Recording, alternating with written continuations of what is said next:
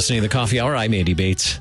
Sarah stepped away for a little bit, but we have a great series to share with you. We are in our series about LCMS Serv'n events. Serv'n events are opportunities for youth and adults to serve in their communities, in their congregation, in their neighborhoods, all kinds of ways, and excited to share those stories with you today and throughout this series. Thanks to Concordia University, Wisconsin for supporting the Coffee Hour. Find out more about Concordia University, Wisconsin at cuw.edu. Live Uncommon. Joining me in studio today, a great team of folks who are leading Serv'n events across the country, and we'll get to hear from a variety of Serv'n event leaders throughout this series as well. In studio today, Joe Palinkas. He serves as the LCMS Serv'n, on the LCMS Serv'n event committee. He's one of the committee participants, and glad to have you here in the studio. Joe, thanks for being my guest. Yeah, thank you, Andy, so much. And you brought along with you your crew from the LCMS Serv'n event training, and so also in the studio, Luke Otten from Camp Trinity, Serv'n the Hills. Hey, Luke, you can say hi. Hi, how are you guys? And also Ruth Rethemeyer. She's also serving with Camp Trinity. Hi, Ruth. Hi. And nice to be here. And we also have Nicole Spangler, who's serving with the Western North Carolina Serv'n event.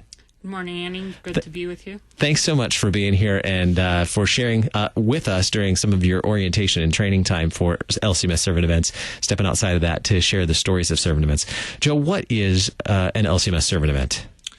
I always describe a Serv'n event as a mission trip in your backyard. It's the best way I can describe it to people that have never heard of a Serv'n event before. But realistically, an event usually happens close in your community, or maybe you would decide to take a drive to a camp or to a church maybe 2 or 3 hours away from your home congregation. And the events usually are construction projects or human care type projects, maybe putting a VBS on in like an inner city. Why did you get involved in Serv'n events? I got involved with Serv'n events because I was a participant in high school, and I got dragged to my first Serv'n event at Camp Lutherhaven in Indiana. And it was something I didn't want to do, but once I was there, I fell in love with the idea of it. And I grew in my faith so quickly when I was a participant. And from then on, I moved into leading events at the camp, and here I am today. Outstanding. Nikki, tell us about the Serv'n event that you'll be involved with this year. Well, Western North Carolina Serv'n event is based out of Asheville, North Carolina. We work out up in the mountains from Asheville in a couple of different counties. We do primarily home repair, but kind of a hallmark of our event is that we try to always have at least one septic install or repair. And we have congregations that come from throughout the Midwest. And something that's a little bit unique about our event is we limit groups to 5 youth and 2 adults in order to get a combination of a lot of different churches at once. Tell us about the community. I've been to Asheville before, and it's just a beautiful part of the country. But what's unique about the community where the servants will be serving this year? Well, we do a lot in Madison County the last several years because they have a Madison County Community Housing Coalition that we work closely with to they help us find homes for us to work on, and we tend to serve the population who falls through the cracks a little bit. They're working and they can meet their day-to-day needs, but when something big like a septic repair comes along or a significant home repair that was unplanned, there's just not the extra funds for it, but they make too much to qualify for different grant assistances and things like that. And so that's where we like to try to come in and serve the community as the hands and feet of Jesus, and witness to them through our actions. And really making a difference. I mean, what is a couple of days or maybe a week for some servants can really make a difference for years for a family or an individual like this. Outstanding. What does a typical day look like for the servants at your Serv'n event?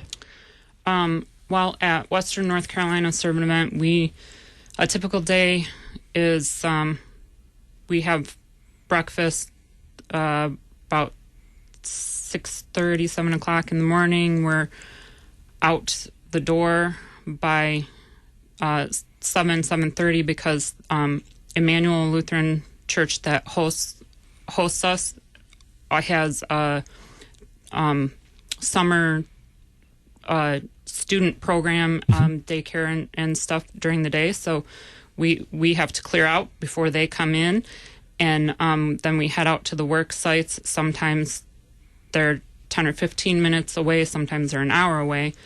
And then out at the work site, we work until about 3 to 3:30, and then wrap up at the work site for the day. Head to the showers on our way back from before we go back to the church, and then we have evening programming.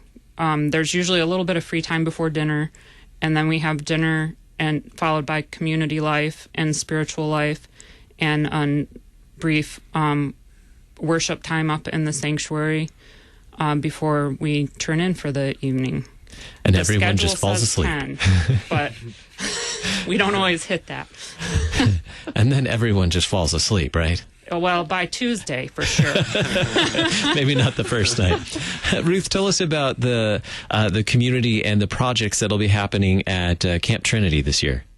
We are a construction-based event, and kids and adults come out there to greatly improve the camp facility. Being a nonprofit, we are not able to do all the repairs and new construction that the camp needs to stay up with the demands of the various church groups that then come throughout the year and are able to take part in this great facility right out in the middle of God's beautiful creation, where you can break down those barriers and just get to know each other and your Lord and Savior even closer. So what does a typical day look like for the servants at Serv'n in the Hills? They start with breakfast, but we don't start till about 8, and they get to sleep in a little longer. But they have devotions. We begin the day with devotions after breakfast, and then they get a good start, and then have work and lunch and more work.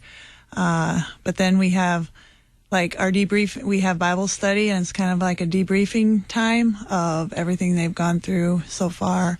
After that, they also get free time and recreation. We have a swimming pool, tennis courts, a lake for some canoeing. So they have time to refresh themselves physically. And then we close the evening with like a home group time and Bible study before they head off to sleep. But yeah, it's not very early in the beginning of the week. Joe, tell us about the Serv'n event that you'll be with this year as well, the community you'll be serving. Yeah, sure. So there's 3 events that are offered at Camp Lutherhaven in Indiana for the summer programming. The one I'll be leading is called Noble Servants. Now, typically, we will serve people in some way in Noble County, where the camp's based out of. But this year, we are going to be doing some projects on site at the camp. 2 projects. One is a retaining wall that we need to put up, and that is in tandem with a new wheelchair ramp access.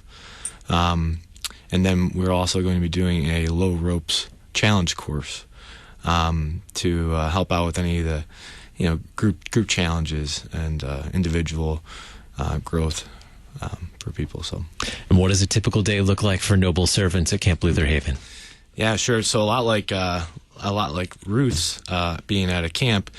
Definitely breakfast in the morning. You gotta feed the kids, and then Bible study afterwards. Work in the morning, lunch, work in the afternoon, and then a lot of times we'll do free time in the later afternoon, dinner, and then some kind of camp activity, and then typically the main Bible study for the day, and the debriefing happens in the evening for us, and so that's my favorite time though. That's a good time. And you mentioned this is one of 3 Serv'n events happening at Camp Lutherhaven this year. Yes, it is. Yep. Do you want to share anything about the other Serv'n events, or what a little bit of what they're about? Yeah, I'll tell you about them briefly. one of them is called All Nations Outreach, and that's a really neat one where kids from Fort Wayne, Indiana, young kids, I think it's 10 and under, can come up for a day camp. And so the Serv'n events will help with the children put on this day camp with the arts and crafts, swimming time, lunch, hiking, nature time, Bible study time. A lot of the kids are Burmese or Sudan little children. Some of them might be refugees. So some of them might not even speak English too. So that's a really neat sort of event to give them an opportunity to get away from the hustle and bustle and the the city life and get outside. So that's a great one. And then the other one is called Burmese Mission Outreach. And that's where the Serv'n vendors go into Fort Wayne, and they'll put on a VBS at a local park in Fort Wayne. So a number of opportunities, and this is just really the tip of the iceberg. There are so many Serv'n events going on across the country. Anybody know how many are happening in 2020? A lot. I think the number continues to increase, but I believe I heard 65 at least. At least 65. Yeah. And these are all great opportunities. You can find more about these Serv'n events at lcms.org/Serv'n events. You can find information there, registration information, who would be a good match, what ages and things like that, if it's a good match for youth, how many youth and adults, those types of things, registration information at lcms.org/Serv'n events. I have enjoyed chatting with all of you about your Serv'n events. We have just a few seconds left. Do you want to give a shout out to anybody as we wrap up our coffee hour today? Sure. I'd love to shout out to Tim Jenk, the director at Camp Lutherhaven. Awesome guy, awesome friend of mine, and looking forward to the summer. Very good. Well, thank you all for being on the coffee hour today. It's been a pleasure talking with you. God's blessings as you prepare for the upcoming Serv'n events in 2020. Check them out, lcms.org/Serv'n events.